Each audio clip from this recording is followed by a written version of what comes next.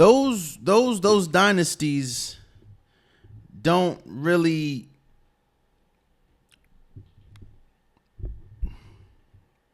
don't have a pretty ending. And when we're talking about the Golden State dynasty, Steph Curry, Draymond Green, Klay Thompson, for a few years, Kevin Durant. I said on this very podcast, this is not going to end well. That doesn't take away from what happened. That doesn't take away from the dynasty as a whole. What I'm just saying is it's not going to end well. Well, as we sit here today, the dynasty as we know it, the Golden State Warrior dynasty, has officially come to an end. Klay Thompson, who was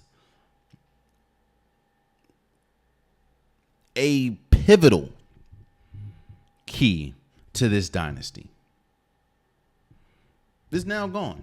He joins the Mavericks in a 3-year, $50 million contract in a sign-and trade with the Warriors.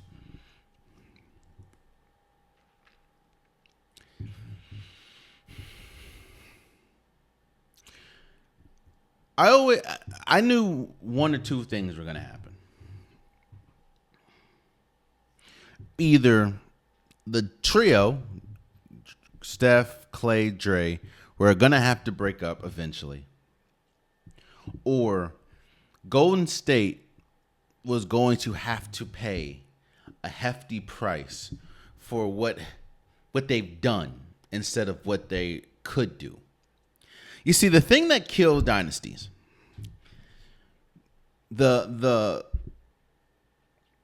it's not age, it's not sometimes it's egos, but mostly the thing that kills dynasties are contracts and new rules.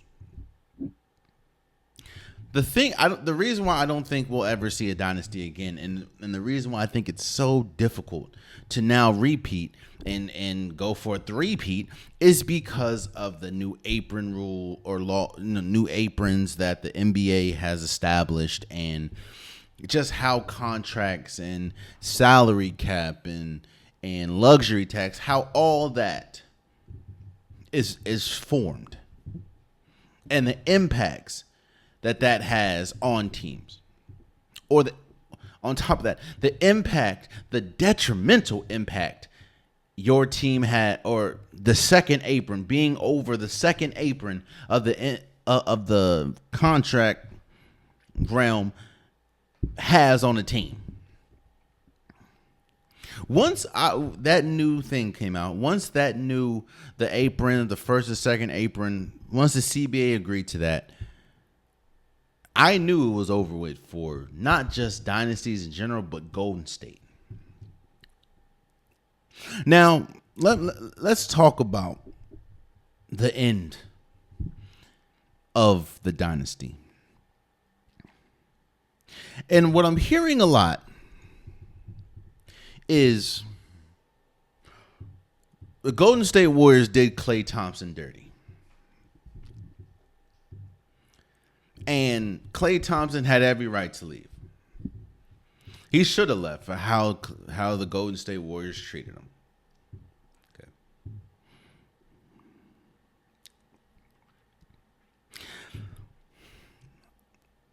I think the hardest thing for a team, and the hardest thing for a fan, the hardest thing for a player, is that line of, am I paying for what you did right now or what you did before? I will say this until I die. I think one of the worst things that happened to the Golden State Warriors was that 2022 championship. Now, yes, obviously you want to win a championship. And they should. And I think it was tremendous for the team, tremendous for them. I think it definitely cemented Steph Curry as arguably a top 10 player of all time. I think putting a cap on putting a championship seal on the dynasty, seeing as though that was their fourth one. The reason why I said that was one of the worst things that happened, though, is because it gave the team a false sense of where they were. And I will go down as saying, I think the Celtics lost that championship more than the Golden State Warriors won it. So now when you look up and you pay Jordan Poole, you pay Andrew Wiggins, you pay Draymond Green, as Klay Thompson is like, okay. You give Klay Thompson a contract, but he doesn't want to take it. He wants to play it out because he thinks that he's going to play himself into more money. Well, that didn't go so well. He had statistically one of his worst seasons last year. Now, for Klay Thompson, one of his worst seasons is somebody's best season. Klay Thompson is a future Hall of Famer, obviously a key part to this Golden State Warriors dynasty. Klay Thompson, in my opinion, is the second greatest shooter of all time. I get it. But the Golden State Warriors have paid him when he got hurt, like when he tore his ACL, gave him a max contract.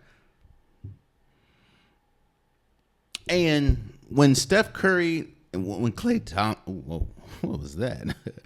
When Steph Curry, Kevin Durant, when the Kevin Durant, Steph Curry Warriors were doing their thing,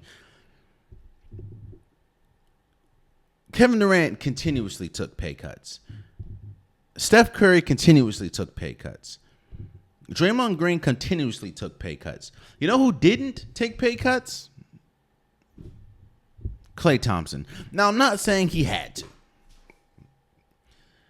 I'm not saying he had to, and I'm not saying he should have. But what I'm saying is, for everyone that's saying that Golden State did him dirty, I can give you 5 instances where they actually helped him. Now you're saying, all right, Jay, but what about last year? Putting him on the bench, putting a key member of the dynasty on the bench, putting a future Hall of Famer on the bench. Okay. He was struggling mightily. And on top of that, if you look at his bench numbers compared to his starting numbers, he was better off the bench.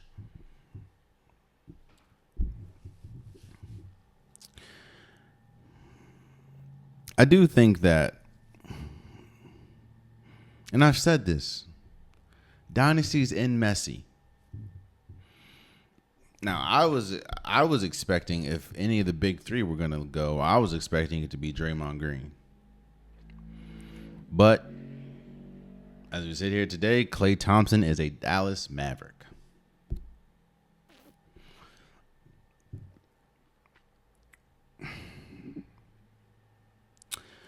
And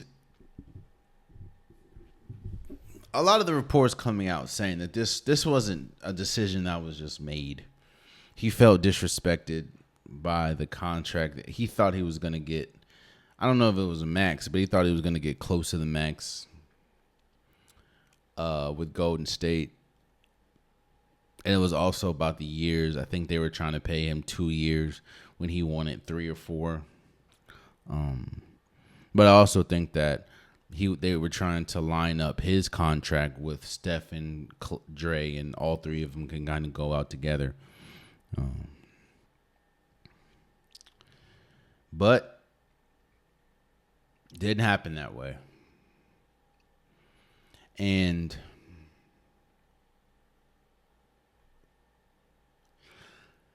I think when we talk about, the past and how we're going to remember Klay Thompson as a Golden State Warrior, he obviously was one of the key reasons why Golden State essentially was a dynasty.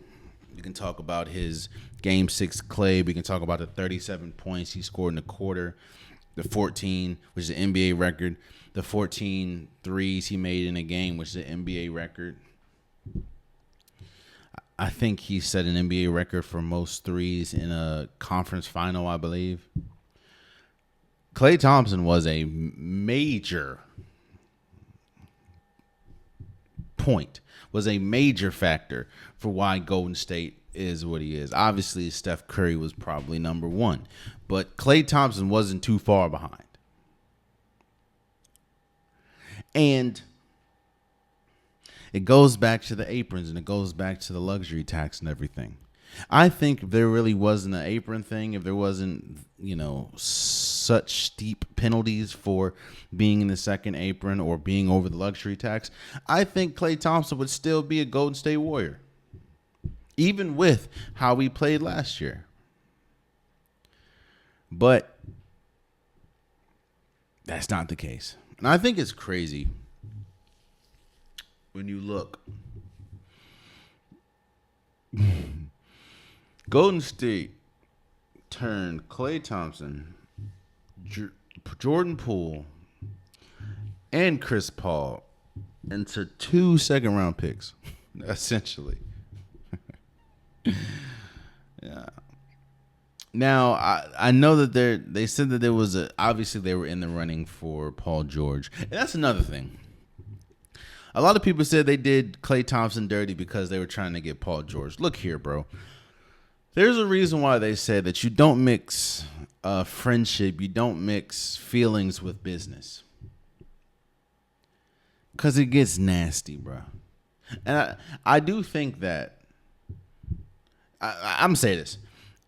I understand how important Klay Thompson was to my team, but if Paul George and Klay Thompson are available, and I have a chance to get Paul George, you good and goddamn right. I'm focusing on Paul George. Paul George can help us keep this championship window. I don't think Klay Thompson is at that point where if you just get Klay Thompson and not Paul George, I don't think he's at that point anymore. That's just truth. I think he's going to be a big acquisition for the Dallas Mavericks. Now when Luka and Kyrie kick to the 3-point line, that's Klay Thompson instead of Derrick Jones Jr., But I do also think that defense plays a part, and Klay Thompson has struggled mightily on the defensive side of the ball his last few years, obviously so, with the ACL and Achilles injuries. I think defensively is where you're starting to see them happen, but Klay Thompson was playing in his head a lot last year, and I think that you're going to get a newly reformed Klay Thompson, a happy Klay Thompson, and I think that is a huge upgrade from Derrick Jones Jr. and Tim Hardaway Jr. So I think for the Mavericks, it was a win-win. I think it was pretty good. I still don't think this makes them a championship caliber team, even though I know they did just go to the finals. But I think that was more of I think that was like a once-in-a-lifetime thing for them right now. But yeah, man. I think what we have to do is we have to really, let's just not forget. I understand people hated it because, there are some people that don't like dominance, and, that's their prerogative, rightfully so. But Klay Thompson was a member and a key piece to one of the most, if not the most dominant team in NBA history. Like, there were years, especially with Kevin Durant on it, there were years where it was a foregone conclusion who was going to be in the finals. And for what? 3 years? 4 years? 5 years? From 2015 for 4 years, it was, yeah. And shouts out to Klay Thompson, man, for getting the money he felt he deserved, even though he took less. Because I know the Lakers were trying to get him. They were willing to offer, I think, 4 years, 80 million. That's another thing, bro. Like, why? I get the appeal of Dallas over the Lakers, seeing as though Dallas did just go to the NBA Finals. But why is it that it seems like every single time the Lakers trying to get somebody, they strike out? Like it, I don't know, bro. I don't know, but Klay Thompson is now a Dallas. It's gonna be weird. It's gonna definitely take some time to adapt, but we saw this coming a mile away, man. I'm not gonna blame Draymond Green for ending the dynasty. Well, a lot of people are. I do think that his actions definitely sped up a lot of things. The punch, just all his antics. Last year, being suspended so much, I think his actions sped up a lot of things, and did essentially put the Golden State Warriors in the position that they are in now. I think he's still important to the team, but Golden State would be much better off if Draymond Green showed out a little bit. But I think the thing that ultimately ended the Golden State dynasty is something that we should have saw coming, and that was the new aprons in the NBA payroll. In fact, I think even when Wendy came out and said that this is the end of teams like Golden State. I think the Celtics have one more year because that apron is about to hit them hard. I mean, you gave Jason Tatum $300 million. You gave Jaylen Brown $300 million. You gave Derek White $125 or something like that. Drew Holiday got an extension. That second apron is about to hit the Celtics hard after this year. So they got one more year to get together, or they got to figure some things out.